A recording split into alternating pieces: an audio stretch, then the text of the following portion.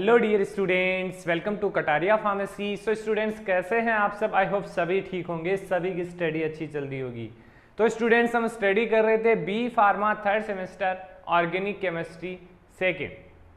तो organic chemistry second में हमारा यूनिट सेकेंड चल रहा था। यूनिट सेकेंड का आज का हमारा फोर्थ लेक्चर होने वाला है। इसके अंदर हम देखेंगे एरोमेटिक एमीन्स के बारे में। एरोमेटिक एमीन के बारे में डिटेल में स्टडी करने वाले हैं। जो भी टॉपिक हमें दे रखा है सिलेबस में एरोमेटिक एमीन से रिलेटेड, वो कंप्लीट आज के इस लेक्चर में कवर होने वाला है। तो अगर आप चैनल पे न्यू है तो चैनल को सब्सक्राइब जरूर कर लें और बेल आइकन को प्रेस कर दें, जिससे हमारी आने वाली न्यू वीडियो का नोटिफिकेशन आपको सबसे पहले मिल सके। इससे पहले के लेक्चर्स जो भी हैं यूनिट फर्स्ट और सेकंड के, वो अपलोड हो चुके हैं। उनका प्लेलिस्ट का लिंक आपको इस वीडियो के डिस्क्रिप्शन में मिल जाएगा। तो आ जाइए, बात करेंगे। टॉपिक है हमारा आज का एरोमेटिक एमीन्स। एरोमेटिक से आप क्या समझते हैं? एरोमेटिक का मतलब है एक रिंग स्ट्रक्चर या बेंजीन स्ट्रक्चर, उसको बोलते हैं एरोमेटिक रिंग। और एमीन, एमीन मतलब जो NH3 ग्रुप होता है, NH ग्रुप होता है, NH2 ग्रुप होता है, उसको बोलते हैं एमीन ग्रुप, एमिनो ग्रुप। तो इन दोनों, ये दोनों एक दूसरे के साथ कंबाइंड होकर क्या बनाएंगे? एरोमेटिक एमीन्स, उसको बोलेंगे हम एरोमेटिक एमीन। जैसे कि ये हमारी बेंजीन रिंग है, इसको एरोमेटिक बोल दिया, और ये है हमारा एमीन, तो इसको बोल दिया हमने एरोमेटिक एमीन। ये चीज आपको समझ में आई बच्चों? तो यही है कि बेंजीन रिंग होनी चाहिए और एमीन होना चाहिए, इसलिए एरोमेटिक एमीन इसको बोल दिया हमने। अब देखिए जनरल इंट्रोडक्शन देखिए। Aromatic amine are very important class of nitrogenous compound. बहुत ही इंपॉर्टेंट क्लास है। बेसिकली इसका यूज होता है काफी डिफरेंट प्रोडक्ट कंपाउंड्स में। Nitrogenous compound which can be regards at derivative of ammonia in which one or more hydrogen atom have been replaced by, मतलब कि ये अमोनिया का डेरिवेटिव है। बेसिकली जो एमीन्स होते हैं अमोनिया डेरिवेटिव्स होते हैं, और इसके अंदर क्या होता है कि have been hydrogen atom have been replaced by aryl group. इसके अंदर जो हाइड्रोजन ग्रुप प्रेजेंट होता है वो एराइल ग्रुप से रिप्लेस होता है। जैसे कि CH3, CH3, CH2 ये ऐड होंगे एराइल ग्रुप, इनके थ्रू H रिप्लेस होगा। और an aromatic amine is a organic compound consist of aromatic ring attached to an amine. जो मैंने बताया कि एक एरोमेटिक जो एमीन्स होते हैं उसके अंदर basically amine is a organic compound consisting of aromatic ring, जो किससे अटैच होती है? एमीन से। जैसे कि एग्जांपल देखिए, ये एरोमेटिक रिंग है, इससे हमारा NH2 अटैच है, इसको हम बोलते हैं एनिलीन। ये एरोमेटिक एमीन है। इसके अलावा देखिए NH से CH3 जुड़ा हुआ है, तो इसको हमने बोल दिया एन मिथाइल एनिलीन। और इसके अलावा देखिए NH2 CH3 जुड़ा हुआ है 2, तो एन डाई मिथाइल एनिलीन। तो these are the example of aromatic amines. Example भी आपको पता होना चाहिए, थ्योरी भी आपको पता होनी चाहिए, अगर एग्जाम में पेपर को आपको अच्छे से लिखना है तो। बाकी आप अपने हिसाब से देख सकते हैं। In nature aromatic amine occur in protein, vitamin, alkaloid. Basically जो एरोमेटिक एमीन्स होते हैं प्रोटीन, विटामिन, एल्कलॉइड्स के अंदर प्रेजेंट होते हैं। अब आइए आगे देखते हैं बेसिसिटी ऑफ एमीन। बेसिकली जो एमीन होते हैं, एरोमेटिक एमीन्स होते हैं, वो बेसिक इन नेचर होते हैं, क्योंकि उनके ऊपर लोन पेयर प्रेजेंट होता है। जो नाइट्रोजन उसके ऊपर नो लोन पेयर प्रेजेंट होता है, जो बेसिकली अदर कंपाउंड्स को अटैच करने के लिए अट्रैक्ट करता है या फिर इलेक्ट्रॉन को डोनेट करता है, विड्रॉ करता है। इस कारण से इनकी बेसिसिटी होती है, मतलब बेसिक इन नेचर होते हैं। Aromatic amine are basic in nature due to the lone pair of electron on the nitrogen atom. Nitrogen atom के ऊपर लोन पेयर ऑफ इलेक्ट्रॉन होता है, जो बेसिकली इलेक्ट्रॉन विड्रॉइंग ग्रुप होता है। However, the basicity of aromatic amine is lesser than that of aliphatic amine।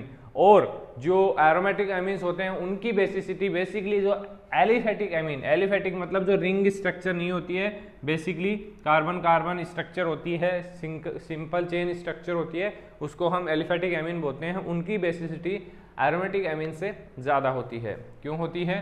क्योंकि जो NH2 group है in aromatic amine is directly attached to, मतलब कि ये हमारा बेंजीन है, इसके अंदर एरोमेटिक एमीन के अंदर जो NH ग्रुप है, NH2 है, वो डायरेक्टली sp3 हाइब्रिडाइज जो कार्बन एटम होता है बेंजीन का, उससे अटैच होता है। लेकिन इसके अंदर क्या होता है? while that aliphatic amine it is attached to sp3 hybrid carbon, sp3 carbon से अटैच होता है, मतलब कार्बन रिंग से अटैच होता है। इसलिए जो इसकी बेसिसिटी है ऑफ एमीन इज इंक्रीजिंग, मतलब जो एलिफेटिक एमीन है उसकी ज़्यादा होती है। अब देखिए the basicity of amine in increasing order, amine की बेसिसिटी कैसे बढ़ेगी, ये नॉर्मल एमीन है, इसकी बेसिसिटी कम है, इसमें CH3 ऐड है, एरोमेटिक रिंग अटैच नहीं है, तो इसकी बेसिसिटी होगी 3.36। अब प्लेन हमारा NH3 है, इसकी है 4.6। अब ये एरोमेटिक एमीन से अटैच हो गया तो इसकी क्या हो गई 9.38। देन डबल एरोमेटिक एमीन हो गया 13.2 और ट्रिपल हो गया तो 20 हो गई। जैसे ही एरोमेटिक ग्रुप की संख्या नंबर बढ़ेगा ऐसे ही एरोमेटिक एमीन्स की जो बेसिसिटी है, एमीन्स की बेसिसिटी है वो बढ़ती जाएगी। अब आगे देखते हैं effect of substituent on basicity, कि जो एरोमेटिक रिंग है उसके ऊपर कोई अदर एरोमेटिक एमीन है उसके ऊपर अदर कोई सब्स्टिट्यूएंट आगे बाइंड होता है तो उसकी बेसिसिटी पे क्या इफेक्ट पड़ेगा, वो चीज़ हम देखते हैं। पीछे का सब समझ में आ रहा है? कोई भी डाउट हो तो आप हमें कमेंट करिए, टेलीग्राम ग्रुप को ज्वाइन कीजिए, वहां से आप हमें कांटेक्ट करिए। कोई भी डाउट आ रहा है तो हम आपके क्लियर करेंगे। Presence of electron releasing group on the benzene ring of aromatic amine enhance the electron density, जो इलेक्ट्रॉन विड्रॉइंग ग्रुप प्रेजेंट होते हैं वो इलेक्ट्रॉन डेंसिटी को बढ़ाते हैं ऑन नाइट्रोजन, दस इंक्रीज द बेसिसिटी, इसलिए उनकी बेसिसिटी होती है, वो तो हमने देख ही लिया है। जैसे जैसे इलेक्ट्रॉन विड्रॉइंग ग्रुप अटैच होंगे वैसे ही बेसिसिटी बढ़ती जाएगी। On the contrary, presence of electron withdrawing group reduce the basicity of amine. The basicity order of different substituted amine, जैसे कि अब ये एरोमेटिक एमीन है, इसके ऊपर नाइट्रो कंपाउंड ऐड हुआ है, इसका सब्स्टिट्यूशन हुआ है, इसकी बेसिसिटी ज़्यादा है। इसके अलावा यहाँ पे कोई भी सब्स्टिट्यूशन नहीं हुआ है, इसकी बेसिसिटी कम है। और यहाँ पे OCH3 ग्रुप यहाँ पे अटैच हुआ है तो इसकी बेसिसिटी और भी कम है। तो डिफरेंट जो कंपाउंड्स होंगे, डिफरेंट सब्स्टिट्यूट होंगे, उनकी बेसिसिटी डिफरेंट होगी एरोमेटिक एमीन्स के अंदर। तो ये हो गया बेसिसिटी। अब एक टॉपिक और है हमारा एराइल एजोनियम साल्ट, जो इसी टॉपिक के अंदर हमें स्टडी करना है, उसको देख लेते हैं। साल्ट ये भी एक पार्ट है एरोमेटिक एमीन्स का। बेसिकली जो एराइल डाईएजोनियम साल्ट्स होते हैं उनके अंदर एमिनो ग्रुप्स प्रेजेंट होता है। तो देखिए द डाईएजोनियम साल्ट, डाई का मतलब है टू, एजो मतलब nitrogen, basically two nitrogen ion indicate its cationic nature. Basically जो एराइल डाईएजोनियम साल्ट्स होते हैं वो कैटायनिक इन नेचर होते हैं। बेसिकली इनका जो यूज होता है वो एजो डाइज को प्रिपरेशन करने में किया जाता है। ये जो टॉपिक है छोटा सा टॉपिक है, एरोमेटिक एमीन के अंदर ही इंक्लूड है, लेकिन ये 2 मार्क्स में आपको पूछा जा सकता है, तो इसको इंपॉर्टेंट मार्क कर लेना।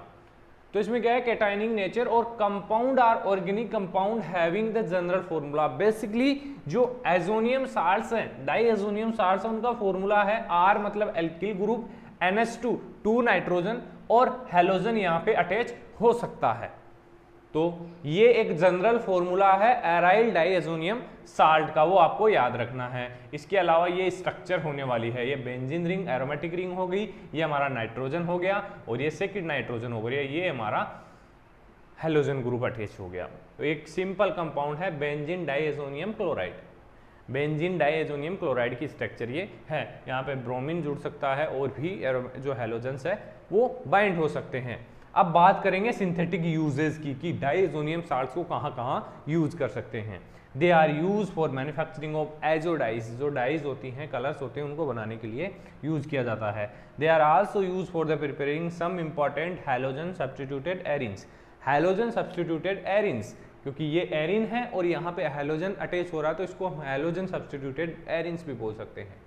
They are used as intermediate for preparing numerous valuable aromatic compounds. Aromatic compounds को prepare करने के लिए intermediate जो होते हैं aromatic compounds को prepare करने के लिए भी डाईएजोनियम साल्ट्स का यूज किया जाता है।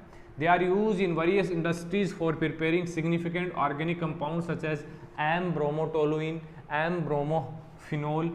इनके प्रिपरेशन के लिए भी डाईएजोनियम साल्ट्स का यूज किया जाता है।